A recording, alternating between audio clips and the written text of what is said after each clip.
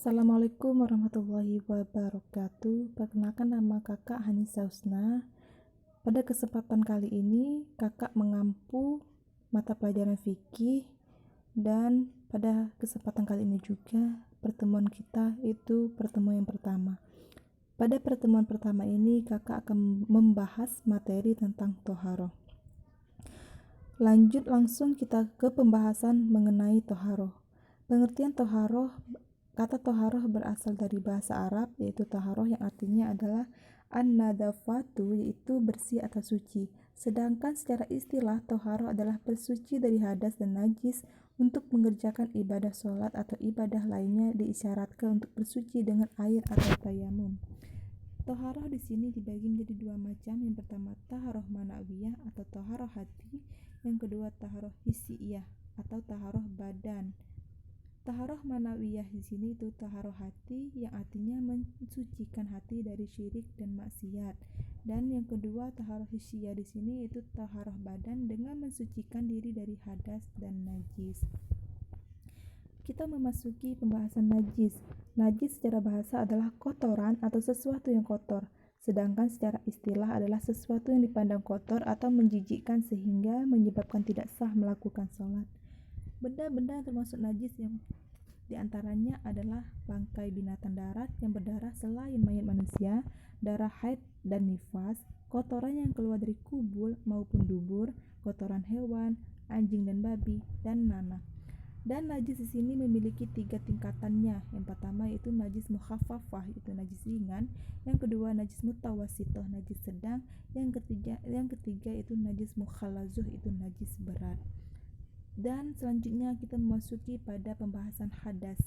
Hadas berarti kejadian atau peristiwa, sedangkan secara istilah hadas adalah keadaan tidak suci bagi seseorang yang mengharuskannya untuk bersuci sehingga dapat melaksanakan ibadah tertentu. Hadas di sini dibagi menjadi dua macam, yaitu hadas kecil dan hadas besar. Hadas kecil keadaan tidak suci yang harus disucikan dengan berwudu atau bertayamum jika tidak mendapatkan air. Kemudian hadas besar adalah keadaan tidak suci yang dapat disucikan dengan mandi besar atau mandi janabah atau juga tayamum. Alat-alat bersuci dan hal-hal yang mensucikan, yang pertama itu air. Air dibagi menjadi 4 macam. Yang pertama air mutlak, yang kedua air tohir gairu mutahhir, yang ketiga air muyammas, yang keempat air mutan najis. Air mutlak di sini itu air suci dan mensucikan. Contohnya itu air hujan, air laut, air sungai, air yang tanpa terkena yang dapat disucikan. Kemudian air tohir gairu mutahhir, air suci tapi tidak mensucikan. Contohnya seperti air kopi, air teh, air susu. Air yang intinya berubah warnanya dan menjadi bau disebut dengan air suci tapi tidak mensucikan. Kemudian selanjutnya yang ketiga, air muyammas yang disebut dengan air makruh. Air makruh di sini yaitu air yang terkena sinaran matahari secara langsung. Misalkan air di dalam sebuah ember, kemudian air tersebut terkena matahari secara langsung dan mengakibatkan air tersebut terpapar dari sinar matahari, disebut dengan air makruh. Selanjutnya air mutanajis, itu air yang bernajis, yang artinya air yang terkena kotoran yang mengakibatkan air tersebut menjadi najis. Kedua itu tanah atau debu. Selain air, tanah atau debu dapat pula digunakan untuk bersuci, yaitu untuk tayamum. Kemudian batu. Batu merupakan alat untuk beristinja atau bersuci setelah buang air besar jika tidak terdapat air untuk bersuci. Kemudian tata cara bersuci. Yang pertama wudhu. Wudhu adalah mensucikan diri dari hadas kecil agar dapat mengerjakan ibadah-ibadah yang disyaratkan untuk berwudhu terlebih dahulu, misalnya sholat dan tawaf. Wudhu adalah membasuh muka, kedua tangan sampai siku, sebagian kepala, dan kedua kaki sampai mata kaki untuk dapat beribadah kepada Allah Subhanahu wa Ta'ala. Kemudian tata cara mandi wajib, membersihkan kemaluan dari kotoran, mengucapkan basmalah di dalam hati dan berniat untuk menghilangkan hadas besar, mensucikan kedua tangan dengan air sampai pergelangan tangan.